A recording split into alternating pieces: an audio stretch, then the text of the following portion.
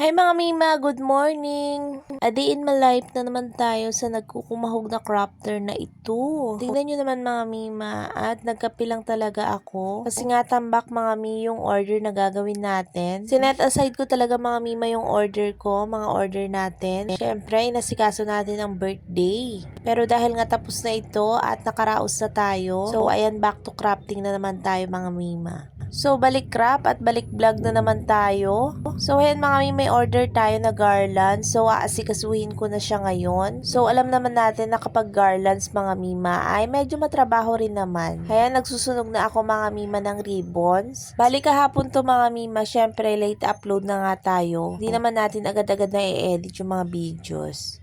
Pero syempre, isi-share ko pa rin, oo mga Mima, para ma-motivate kayo sa kasipagan natin. Charis. Charing lang mga Mima, hindi naman araw-araw tayo masipag, nagkataon lang talaga na natambak talaga yung mga order sa atin. So this time mga Mi ay mag-aasikaso na tayo. Lumalampas na tayo sa deadline. Kukunin na kasi ito mga Mima mamayang gabi. So ito mga Mi is gold ang kulay nitong ribbon na to. So ganyan nga lang yung style ng pagsusunog ko dyan. Alam nyo naman yan mga Mi sa garlands nga, ganyan kasi yung style ng pagsusunog natin. Tapos ayun mga Mi, nagugupit lang din ako ng logo kasi logo yung ilalagay natin dyan. So sariling logo nila yan mga Mima, print ko lang. So parang picture lang yan ginawa ko lang siyang logo. So syempre kung ano yung request ng client natin or buyer is gagawin natin. Bali sa logo mga Mi, ang ideal dyan ay 12 pieces sa isang A4 yung nagawa ko. Kasi baka may magtanong na naman mga Mima kung anong size nung mga logo na nilalagay ko. Parang for me is ideal na sa akin yung ganyang size. At syempre matapos nating ma-prepare lahat mga Mima ng gagamitin natin, ayun mag-i-start na tayo. So sa una is nag-sample talaga ako mga Mima kasi humihingi ng picture yung ating buyer. So kailangan nating i-send yung magiging outcome. Kapag gumagawa tayo ng garlands mga Mima, mas maganda talaga is prepare na muna natin lahat. So bali 20 pieces yung order sa atin na ganyan. Syempre alam ko mga Mima, magtatanong naman kayo kung magkano nga. Basta mga Mima, depende na rin sa inyo do sa mga request na gagamitin nila sa materials. Tataka lang din ako mga Mi sa iba, no? Mahilig magtanong kung magkano nga natin maibebenta. Pero sa totoo lang mga Mi, kayo lang din naman talaga yung nakakaalam kung magkano nyo maibebenta. Or magkano yung maiprepresyo nyo dun sa ginagawa nyong mga orders sa inyo. Iba-iba kasi yan mga Mima, depende sa mga request, sa mga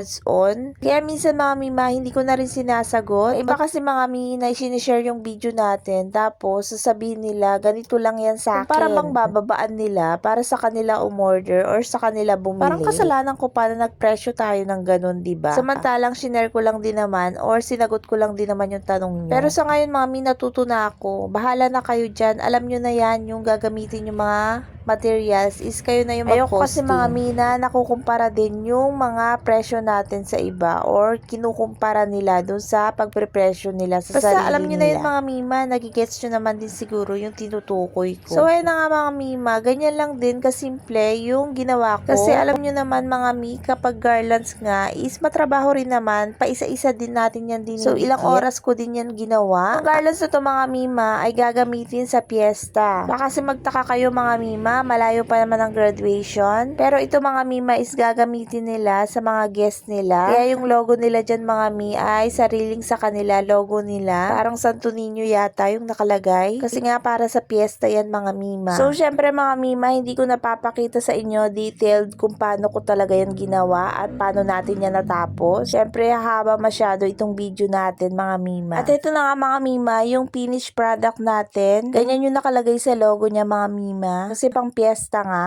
So ayan yung kinalabasan. Ang ginamit kong lace dyan mga Mi ay organza. Kasi syempre para medyo maging classy rin naman. Kasi para sa guest yan mga Mi. Medyo pricey yung organza mga Mi. Pero sa mga order na ganyan is talagang gagawin natin yung mas maganda. Kaya ganyan yung ginawa ko para sa lace. So yun lang mga Mi, share ko lang ulit ang pagod natin sa paggawa ng orders. Yun lang mga Mi.